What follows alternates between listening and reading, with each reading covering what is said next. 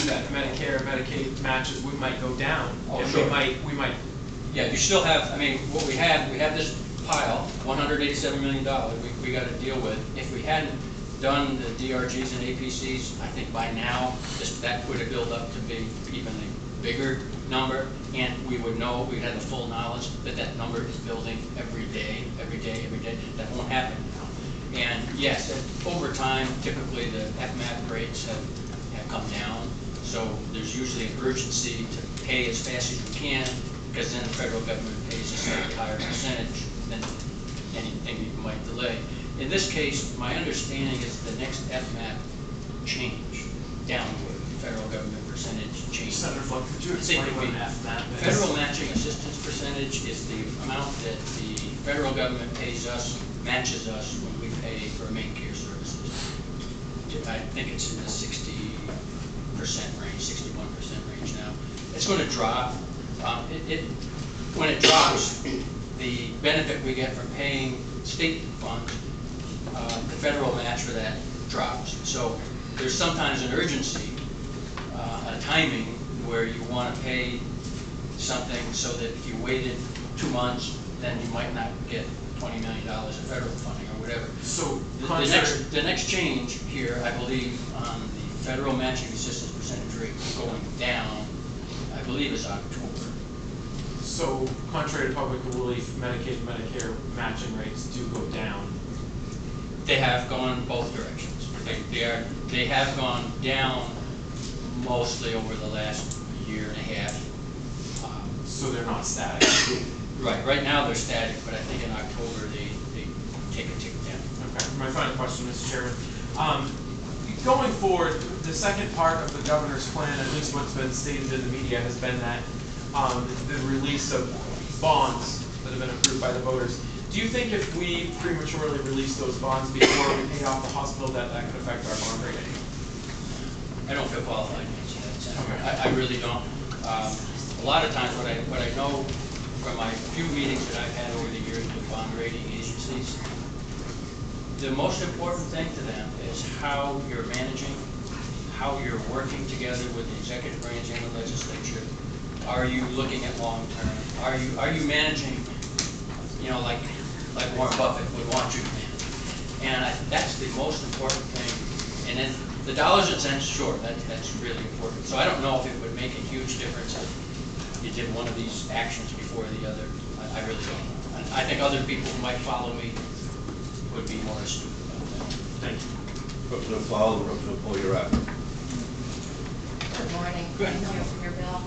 On the part of the bill where it talks about the funds that will be created, some pockets of money, where funds for the wastewater, the highway, the bridges go. And I'm new at this, and my committee's going to get really tired of me saying that this year, I'm sure. But typically when we see that, it's referred to as a cascade fund, where these monies cascade into there. Is this bill set up as a cascade, or the way I'm reading it, it looks like those funds go into those buckets of money and stay there to the end of the term of the contract, which is, you know, possibly 10 years out. Wouldn't that kind of starve these bridges and the clean water and? Representative Fowler, I believe that they would come out annually at the end of the sequence, of the annual sequencing. I think once the funds went in, if there was money, residual dollars in that fund, I can't remember the name of the revenue fund, then they would come out Annually. Thank you. Representative Boyer. I don't want to belabor the point, but thank you for being here. Good luck. It was great to see you, and I know you worked very hard in the past years, and probably will do the same this year, I'm sure. Just to add to the question from Senator Mason, would you be able to say, based upon your experience in appropriations and what you've heard from various individuals about bond ratings,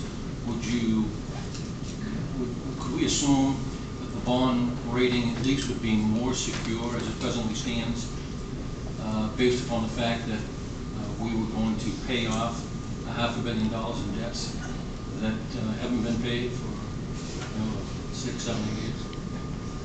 I know enough to be dangerous here, Representative Bollier, but I think that that's a good signal.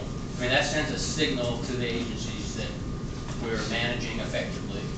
The fact that you're pulling money forward in a bond probably sends a different signal, that you're borrowing.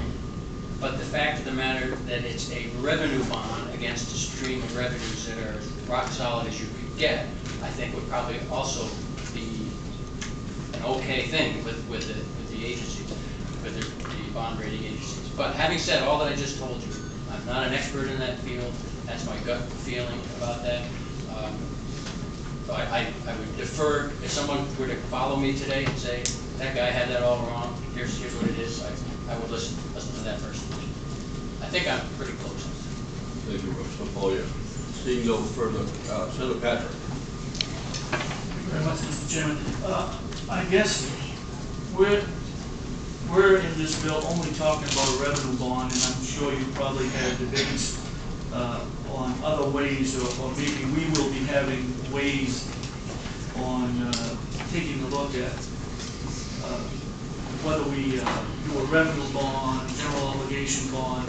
But I actually would almost think that to make sure that the citizens that I've been talking to, and we get the best possible deal for the state of Maine, would almost be trying to find a way to get 10 equal payments over the lifetime of the loan is actually going to bring a lot more dollars actually to the state. In that, if the possibility was that if this committee chose, there are hospitals that probably are in real good shape, others that aren't, that we could actually take a look at different scenarios to maximize the dollars that are coming, that every cent will be paid to them. And I'm sure lines of credit are based upon you're going to get that money. So would you agree that basically probably the most money coming back to the state of Maine might actually be not revenue bonds, but might be actually taking 10 equal payments?